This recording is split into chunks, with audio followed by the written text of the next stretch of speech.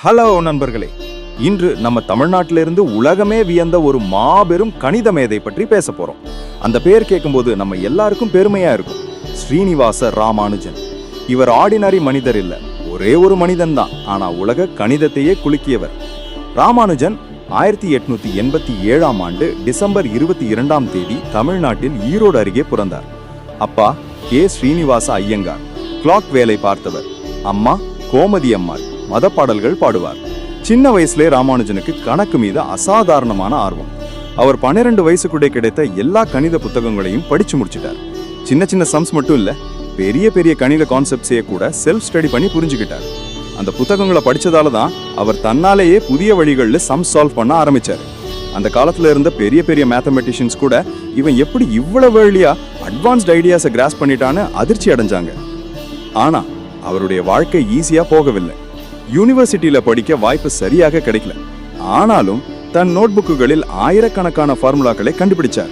Infinite series, partitions, prime numbers, modular functions, இப்படி சொல்லிக்கிட்டே போகலாம்.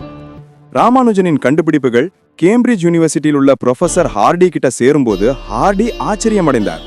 இந்த இடைநின் கணக்கு பண்ற விதம் சாதாரணம் இல்ல, இது ஒரு தெய்வீக அனுபவம் மாதிரி இருக்குன்னு ஹார்டி லேட்டர் சொன்னார். அவர்களுடைய கூட்டணி உலக கணித வரலாற்றிலேயே ஒரு முக்கியமான சாப்டர் ஆகிடுச்சு. ஒரு சின்ன எக்ஸாம்பிள் சொல்லட்டுமா? ஹார்டி ஒரு நாள் ஹாஸ்பிட்டலுக்கு ராமானுஜனை பார்க்க வந்தார். கையில் இருந்த கார் நம்பர் 1729ன்னு சொன்னார். இது போரிங் நம்பர் போல இருக்கேன்னார். உடனே ராமானுஜன் சொன்னார், இல்ல, 1729 ஒரு ஸ்பெஷல் நம்பர். அது 2 வேறு கியூப் சேர்த்து வரும் மிகச்சிறிய எண். அந்த நாளிலிருந்து 1729 ஹார்டி ராமானுஜன் நம்பர்னு உலகம் முழுக்க ஃபேமஸ் ஆயிடுச்சு. ராமானுஜனின் லைஃப்ல இன்னொரு முக்கியமான சைடு அவர் தத்துவ நம்பிக்கை. அவருக்கு கணிதம் என்பது விஞ்ஞானம் இல்லை, அது ஒரு தெய்வீக அனுபவம். அவர் சொன்னார், எல்லா சமன்பாட்டிலும் கடவுளின் கையொப்பம் இருக்கு. அதாவது அவர் கண்டுபிடிச்ச ஒவ்வொரு ஃபார்முலாவும் கடவுளின் அருளின் வெளிப்பாடுதான் என்பதில் அவர் நம்பிக்கை வைத்திருந்தார். துரதிருஷ்டவசமாக உடல்நிலை பிரச்சனையால் ராமானுஜன் இங்கிலாந்திலேயே பாதிக்கப்பட ஆரம்பிச்சார். இந்தியாவுக்கு திரும்பினாலும் உடம்பு மீளவே இல்லை. 1920ஆம் ஆண்டு ஏப்ரல் 26ஆம் தேதி அவர் வெறும் 32 வயசுலேயே உயிரிழந்தார். குறுகிய வாழ்க்கை தான், ஆனா அவர் கண்டுபிடிச்ச மேத்தமேட்டிக்ஸ் இன்னும் உலகம் முழுக்க பயன்படுத்தப்படுகிறது.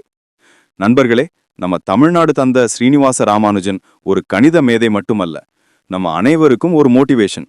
வாழ்க்கையில் எவ்வளவு சிரமம் வந்தாலும் உங்க பேஷனை கைவிடாதீங்க. ஒரு நாள் உங்க பேரும் உலகமே சொல்லும். வீடியோ பிடிச்சிருந்தா லைக் பண்ணுங்க, ஷேர் பண்ணுங்க. இன்னும் சப்ஸ்கிரைப் பண்ணலன்னா மறக்காம பண்ணிடுங்க. நன்றி.